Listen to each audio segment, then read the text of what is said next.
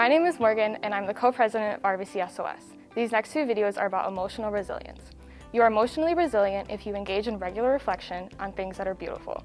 Emotional resilience exercises our capability to imagine, dream, plan, and create. It brightens the soul. Emotional resilience allows us to find positive things even when circumstances are grim.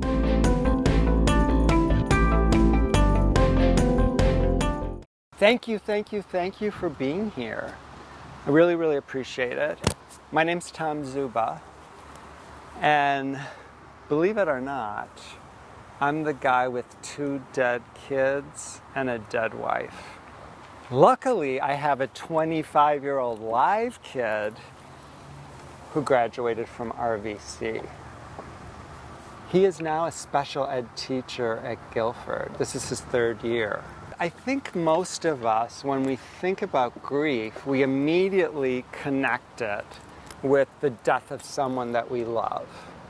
So this is how I define grief. I define grief as it's internal. So it's what happens inside of us, and it's automatic. You know, when someone we love dies, we're thrust into grief. But where I differ from a lot of people is that I believe it's learned.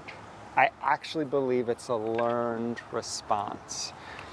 So grief is automatic, it's internal, and it's a learned response to the end of a dream.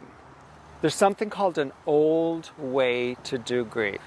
It's probably what a lot of the old people do, like people around 63 my age.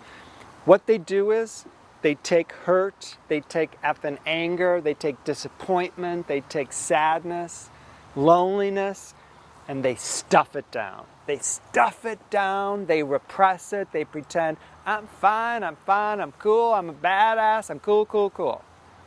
That's what people do. Every single human being does exactly what they need to survive. Is that healthy? No. So there's something that I call a new way to do grief. The new way to do grief, we get that up and out. We get it up and out. It's okay to scream. It's not okay to throw stuff at someone. It's not okay to hurt someone, but it is okay to scream. It is okay to cry. It is okay to cry. It is okay to feel sad. It is okay to feel frustrated. The question is, what do we do about it?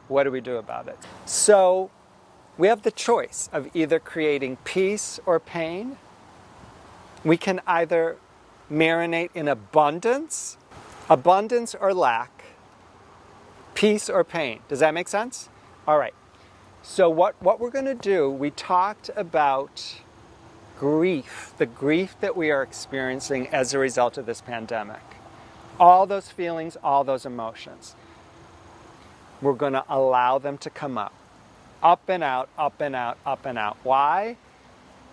Because we want to heal from it. We want to live abundant, radiant, powerful lives. I love the fact that you guys are young. My hope is you've never ever heard this. Have you ever heard this saying, time heals all wounds? You have? It's a lie.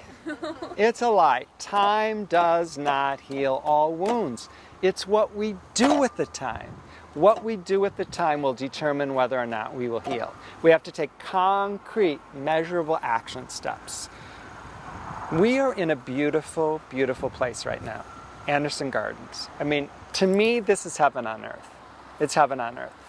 So what I want to do is I want to go for a walk. We're going to walk slowly. We're going to social distance. I call this a camera. That's because I'm old. You guys have your phones. What I want you to do is really take in, that's the universe going, pay attention.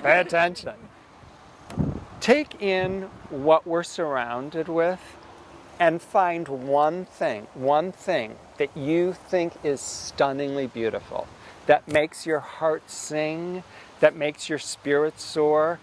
Take a photo of that, at least one thing. The idea is to search for beauty. Beauty vibrates at a healing level. Beauty vibrates at an abundant level. So I want you to look, I want you to find, I want you to snap it, and I want you to consciously feel your vibrational level rising to the level of that which you consider beautiful. Why? Like attracts like.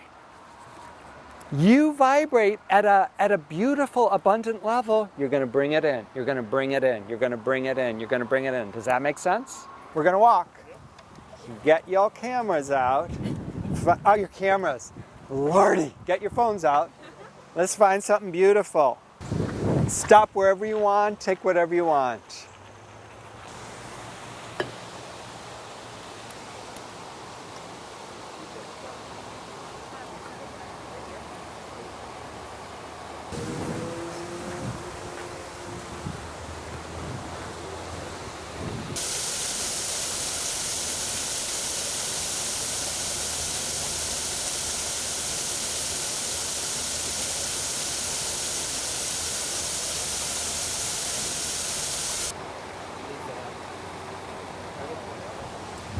So what I asked you to do is walk with your head up, with your eyes open, with your ears open, with your heart open, and find beauty. Find beauty.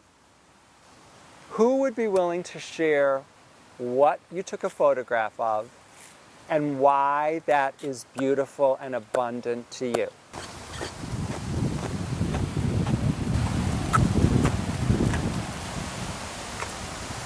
I took a picture of a lake, of a little pond right there, because it only has one direction forward. Don't worry about what's on the left or the right of you or behind you. Keep on going forward to life, because the more you focus on going back, the more you're gonna go back. You know what I'm saying? Like with me, with all my life, all I've looked for is going forward in my life. Set aside all the other things that have pushed you back or held you back. Keep going. Get what you want in life. My photo was of the bridge, but when I took a photo of the bridge, there was this couple in the photo. And I don't know if you guys noticed them, but I immediately did. I don't know, she had her hand on the back of the guy's neck, and it was just really sweet. I mean, all of the nature and stuff, like, it's so beautiful, but for some reason my eyes were just kind of drawn to them the whole time, and I don't know why. And I didn't mean to be in their business, but they were just really cute. I don't know, I feel like it was just like the dichotomy between like the comfort that I felt just being here and like her comforting him. Like, I don't know, it just layered on and it did something to my heart. So I love that. I love that. I mean, it's peaceful, it's warm, it's supportive. yeah. I love it. Who's the biggest influence on your life, would you say? I'd say my mom and my grandma together. They both kind of raised me. I've lived with my mom my entire life. She had me at 18 and she still went to college. Like, I was like a little 3-year-old running around campus with her. Where'd she go to school? She started off going to RVC and then she went to NIU. So for a few years I lived in DeKalb with her. And yeah, my grandma was always supportive. Her only condition was like, you have to finish college. And I don't know, my mom works really hard because to be a teen mom with a kid and get her education, I just really admire that. And I want to have as much like ambition as she does. It's just like, it blows my mind. Is your grandma still alive? Yeah, and I live with her now still actually. Oh, is your mom still alive? Yeah. What does your mom do? She's a teacher. Give them both a big hug from me. Okay, I will make sure to do that. Seriously. Alright, so the first picture I took, everybody walking across the bridge, and everybody looking forward. And because of the time and days we got right now, you know, a lot of people are becoming angry at each other, you know, and hurting each other. But when I seen that, people was walking across the bridge and just looking at nature and looking at how beautiful life is, it just is amazing because we can stick together. Sometimes we got to find common ground, but we got to remember, we are human, all of us. Let me stop you for a second. You know what that reminds me of? Do you know the singer Mandisa? She has a song called We All Bleed the Same. We All Bleed the Same. I'll send you the link. So I want you to listen to it. It's exactly what you're talking about. The second one was this waterfall, this bridge right here, just this area. Because it's just beautiful what man can do and what God can do all together, you know, we share it together. You know, we right here in this unity, And it's just beautiful. It just brings so much energy, you know, just looking at it, just hearing the water, just seeing life. So like energy attracts like energy. I see your light as well. What do you think? I can share something, but I didn't get a picture of it. It was before. So like when we were first like walking in, there was like the ducks and they're like coming over to people. And the male duck, a specific one, had like the most beautiful feathers, like the green on the head.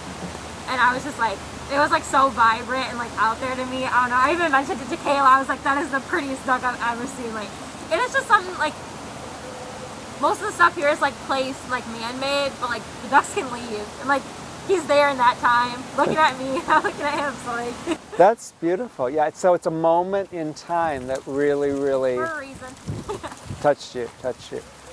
All right, you guys, so I want you to take like 30 seconds. What's your number one takeaway? One thing to take away from this is to not, like, don't care what other people have to say about you. Just be yourself at the end of the day. Like what Tom said, like he's honestly kind of like healed me a little bit. And not, you know, worry about the downs, worry about the ups, and just be yourself at the end of the day. That's all that matters. Don't worry what other people think about you. For me, I'd say what you said about pursuing abundance over like focusing on the lack, that just really like hit home for me. I mean, everyone goes through things in life and it's really easy to get wrapped up in that. But I think if you look for beauty and you just pursue that abundance, you're gonna find it. Like there's no way you can look for it that hard and not get to it. Go ahead. Listening to other people's stories is like making me think of I should just like pursue what I want, because I have bad anxiety with other people, meeting other people, and like going out in public, and so I feel like I shouldn't worry about that. Wow. And you know, that's a huge question, man, because there's so much we can take from this right now. But I guess the main thing is use that energy. Use that energy you got, use that energy from the earth, and keep going forward like my man over here said, you know, just give it your all, you know, dream big. Sorry, I might cry. I'm like an emotional person. But lately, like I've been like struggling mentally just because like when I'm at school, like here at Rock Valley, like I'm surrounded by like a lot of people who come from a different background than me. So like being able to have this time to speak to like Tremaine and like you about people who have like hurt and like lost, and still like have been able to keep that positivity. And I mean like how like you guys say that like you guys feel through God, like I personally am like a spiritualist, so like it's just been hard lately to like reach within and like find that like inner strength to keep going.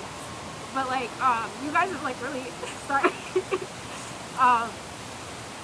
you guys have really like motivated me to remember that I can get through it. People go through this stuff as well. You're a powerful teacher today. I'm gonna share two things with you. When we cry, that's a concrete, tangible sign that we're healing. We're healing, and it's really, really sacred. So you trust us enough, and I want for all of you, when you cry, have the voice inside of your head say, I am healing. I am healing. Whenever I'm in the presence of someone that's crying, it's sacred. It's sacred. You allowed us to be with you when you were healing. I don't know why we say this, but you kind of apologize for being so emotional. This is the truth. You're a fully alive human being. Fully alive human beings feel all their emotions. They get sad, they get angry, they get happy, they get excited, they get lonely, they get afraid to speak in public.